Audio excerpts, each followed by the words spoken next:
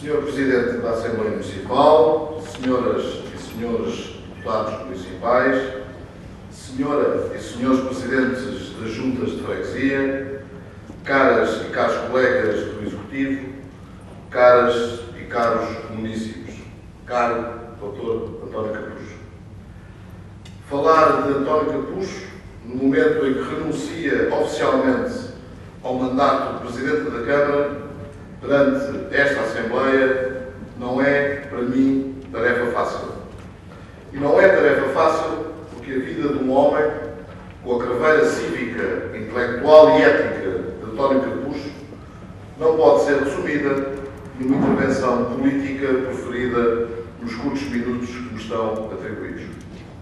Falar de António Capucho é falar do homem público desde 1974, é falar do homem ao serviço do seu partido, do seu país e da democracia, mas também no serviço ao seu concelho e, naturalmente, ao seu povo.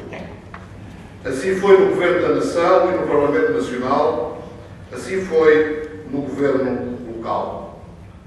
Falar de António Capucho é falar de um homem de Estado que defendeu os interesses de Portugal no Parlamento Europeu como deputado e seu vice-presidente, e junto de Sua Excelência o Presidente da República como Conselheiro de Estado. Falar de António Capucho é falar do defensor da liberdade e dos valores cívicos. Foi assim que, nos idos da década de 60 do século passado, decidiu colocar-se ao lado dos poucos que defendiam a liberdade contra os muitos situacionistas do regime. Foi assim que fez na sua passagem pelos governos da República e foi com esse espírito que pautou a sua passagem pela Câmara Municipal de Cascais. E, no entanto, falar de António Capucho não é tarefa fácil. Não é fácil porque fazer o balanço da sua obra e da marca que deixa no Concelho de Cascais será forçosamente um ato parcial e incompleto. Sabemos que os resumos são sempre parciais e incompletos. Aliás, as obras que deixa no terreno valem certamente muito mais do que as palavras aqui ditas. Direi tão somente o seguinte a este propósito. Um cascalense nascido em 2011 tem mais possibilidade de encontrar a solidariedade, a prosperidade e a felicidade no nosso concelho do que o teria em 2001. Como político e como homem, orgulho-me disso. E tenho a firme convicção que o António Capucho tem também todos os motivos para se sentir orgulhoso. Orgulho por ter contribuído de forma empenhada para um novo futuro para os cascalenses, a ação que, estou certo, a história fará registrar. Nos fins do século passado, tive o privilégio de integrar um grupo de natureza cívica que refletia o presente daquela época e, muito especialmente, o futuro de Cascais. Um presente que era recheado de complexidades e um futuro que, mantendo o rumo político de então, mas não faria do que manter um concelho ligado à máquina da descaracterização progressiva e acelerada, numa perda acentuada da nossa identidade. Em boa hora, esse grupo se lembrou de desafiar António Capucho para uma aventura política que tinha tanto de arriscada como de sedutora. António Capucho foi igual a si mesmo. Trocou a segura política de São Bento, onde justamente se afirmou como um dos seus mais destacados senadores, pela luta corpo a corpo democrática nas autárquicas de dezembro de 2001. Numa época em que o nosso partido não era maioritário, nem no governo, nem nas principais autarquias do país. Fê-lo com a força da razão que nos motivava. Fê-lo pelo amor ao seu concelho. Caro António, permite-me que assim o trate, a coligação por si liderada acabou de fazer 10 anos há poucos dias. 10 anos, 3 maiorias absolutas, de muitas conquistas para Cascais e de inegáveis progressos individuais e coletivos para os cascalenses. Ao longo dos seus mandatos, António Capucho conheceu 5 primeiros-ministros e inúmeros ministros com tutelas em áreas-chave para Cascais. Ao longo de 10 anos, tomámos o pulso ao concelho e metemos mãos à obra. Encontramos resistentes e entusiastas, oportunistas e voluntaristas, críticos de sempre e apoiantes inabaláveis, Criaram-nos problemas e nós resolvemos problemas. Muitos problemas. Não só velhos problemas para os quais nos tínhamos preparado, mas também novos problemas. Muitos deles para os quais ninguém está preparado. Mas consertámos o que outros desconcertaram e contribuímos para dar uma nova vida a Cascais. Partilhámos alegrias, preocupações e ansiedades por todo o concelho. E comemorámos cada vitória do povo de Cascais como se ela fosse a primeira. Ousámos inovar e fazer a diferença nas ruas, nos bairros, nas freguesias. E conseguimos, efetivamente, mudar o concelho. Mudar para melhor, para muito melhor. Foi um caminho que trilhámos juntos. Ao longo do caminho, muita coisa foi mudando, mas outras mantiveram-se imutáveis.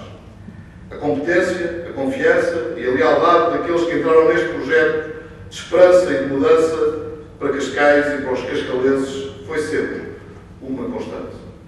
Porque há coisas que permanecem, como os valores e os princípios que carregam de nascença dos homens bons e sobre os quais alicerçam o seu comportamento, porque homens bons, como é o António Capuz.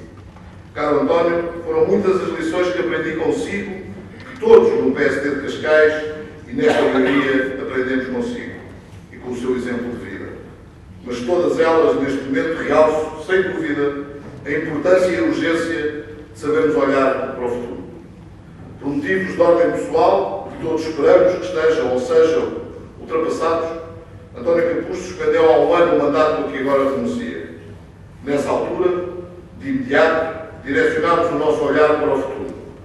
Porque não é pecado olhar para o futuro. Pecado é olhar para o presente como se não houvesse futuro. Pecado é olhar para o futuro como se só houvesse passado. As leis naturais da política promoveram assim a abertura de um novo ciclo para um tempo novo. Um tempo mais exigente, mais duro e mais intenso. Talvez o tempo mais radical que Portugal enfrenta desde que conhece a democracia. Por isso, desenganem-se aqueles que pensam que a nossa missão está cumprida, que o trabalho está feito. Desenganem-se porque este não é o tempo para relaxamentos, nem para a inação. Ao contrário, estes são tempos extraordinários para pessoas extraordinárias fazerem coisas extraordinárias. São tempos que convocam todos e cada um de nós a dar mais e melhor como movimento.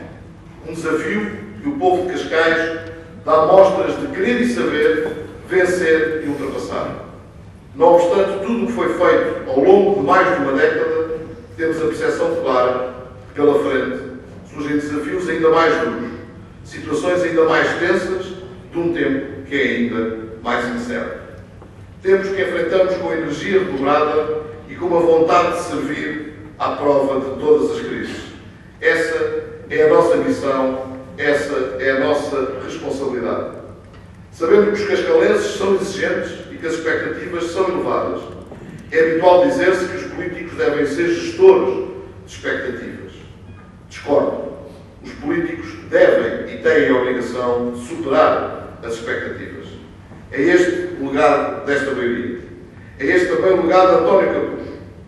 Senhor Presidente da Assembleia Municipal, senhoras e senhores deputados municipais, senhoras e senhores Presidentes das Juntas de Freguesia, caras e caros colegas do Executivo, caras e caros munícipes, caro Dr. António Capuz, termino como comecei. António Capuz é uma figura pública, alguém, portanto, que serve o seu partido, o seu país, a democracia, o seu concelho e o seu povo em todas as circunstâncias, sem ligar a honrarias, privilégios ou lugares. António Capuz nunca precisou nem nunca precisará de lugares para continuar a servir o seu concelho e o seu país. O nosso concelho, o nosso país. Amanhã, como ontem, a maioria conta com o seu empenho e com a sua devoção à causa pública para, juntos, continuarmos a abrir para Cascais os horizontes do futuro. Obrigado. Obrigado, António Capuz, em meu nome e em nome da Câmara Municipal de Cascais, a que tenho a honra de presidir.